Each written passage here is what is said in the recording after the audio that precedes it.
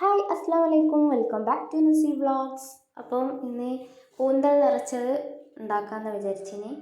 അതാണല്ലോ ഇപ്പോൾ ട്രെൻഡായിട്ട് ഓടിക്കൊണ്ടിരിക്കുന്നത്. പക്ഷേ കിട്ടിയ കൂന്തലാണെങ്കിൽ ചെറിയതായിരുന്നു, അതിൽ നിറക്കാനുള്ള ഒരു വലുപ്പമൊന്നുമില്ല. അപ്പോൾ അതെടുത്തിട്ട് ഫ്രൈ ആക്കാമെന്ന് വിചാരിച്ച്. അപ്പോൾ നമുക്കിത് ഫസ്റ്റ് എന്ത് ചെയ്യണം, മാഗ്നേറ്റ് ചെയ്യണം. അപ്പോൾ അതിലേക്കുള്ള പൗഡേഴ്സും കാര്യങ്ങളൊക്കെ ഇട്ടെടുത്ത് അത് നന്നായിട്ട് മിക്സ് ചെയ്ത് കൊടുക്കുക.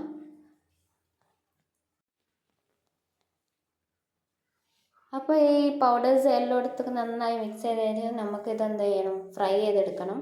ഇത് ഫ്രൈ ചെയ്യലല്ല ടാസ്ക് കേട്ടോ, അത് പൊട്ടിത്തെറി സംഭവമാണ്.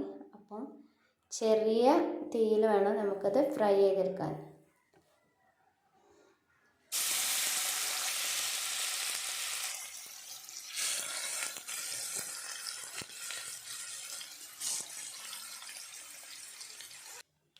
അപ്പോൾ ഏകദേശം ഇതിൽ നിന്ന് വെള്ളമൊക്കെ ഇറങ്ങി വന്നിട്ടുണ്ട്. അപ്പോൾ നമ്മളെ കൂന്തൽ വല്ലാതെ അങ്ങനെ പൊട്ടിത്തെറിച്ചിട്ടില്ല. അപ്പോൾ ഈ വെള്ളം ഒന്ന് വറ്റിയിട്ട് വേണം നമുക്കതിൽ ബാക്കിയുള്ള ഇൻഗ്രീഡിയൻസ് ഒക്കെ ചേർക്കാൻ.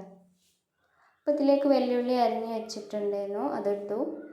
കുറച്ച് തക്കാളിയും പച്ചമുളക്, കുറച്ച് ഗാർലിക് വട്ടത്തിൽ അരിഞ്ഞത്, പിന്നെ കുറച്ച് ചെറിയ ഉള്ളിയും ജിഞ്ചറും പേസ്റ്റാക്കി ഇട്ടെടുത്തിരുന്നു.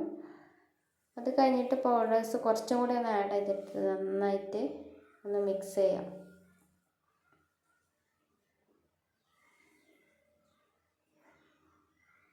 അപ്പോൾ അതിൽ നിന്ന് തന്നെ ഗ്രേവി അതൊക്കെ വെന്തപ്പോൾ തന്നെ ഒരു ഗ്രേവി ഐറ്റംസ് ആയിട്ടുണ്ട്. നമ്മൾ എക്സ്ട്രാ വെള്ളമൊന്നും കൊടുത്തിട്ടില്ല. അപ്പം വെള്ളം അതിൽ നിന്ന് തന്നെ വന്നുകൊണ്ട് കുറച്ചൊരു തിക്നെസ്സിൻ്റെ കുറവുണ്ട് തോന്നി. അപ്പോൾ എന്ത് ചെയ്തു, കുറച്ച് കോൺഫ്ലവർ വെള്ളത്തിൽ കലക്കിയിട്ട് അതിലേക്ക് ഒഴിച്ചു കൊടുത്തു. അപ്പോൾ ഇതിൻ്റെ ഒരു കൺസിസ്റ്റൻസി നല്ല തിക്ക് പേസ്റ്റായിട്ട് നമുക്ക് കിട്ടുന്നതാണ്.